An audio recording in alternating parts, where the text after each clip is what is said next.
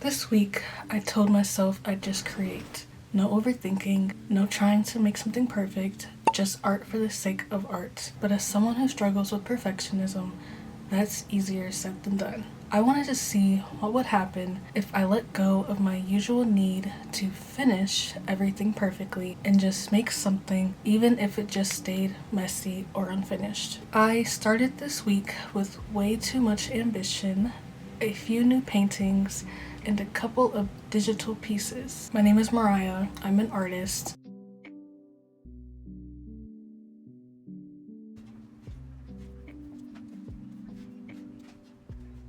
I've always had a problem with perfectionism and being an overachiever, and that is something that I really want to tackle this year, is to just let go and have more fun when I'm creating and just learn to love art for the sake of art again. It's really funny how perfectionism can trick you into starting way too much just so you can avoid finishing anything at all. Looking back, I do think a part of me was trying to find the perfect project. That wasn't my goal. My goal was to just create anything, but I was trying to find like the ideal project. I was still stuck in that sort of rigid thinking of perfectionism.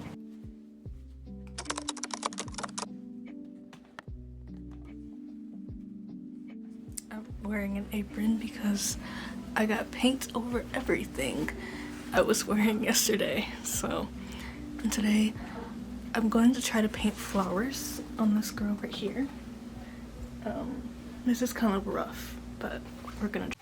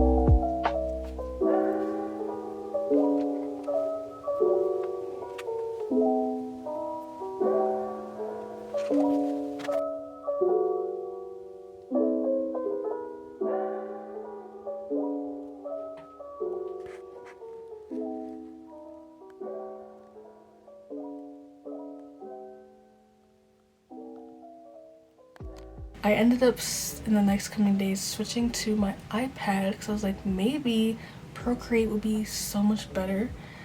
You know, there's no mess, there's no cleanup.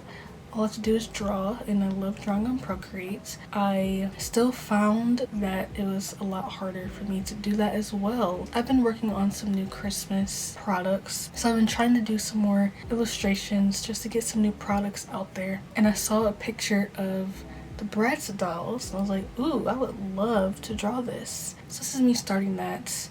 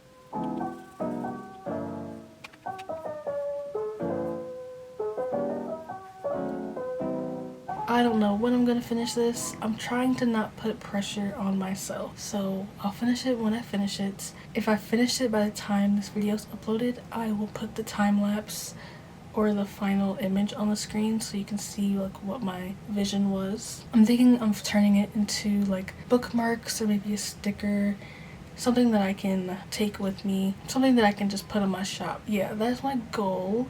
I ended up doing a lot more drawing off screen, so you'll see the time lapse here.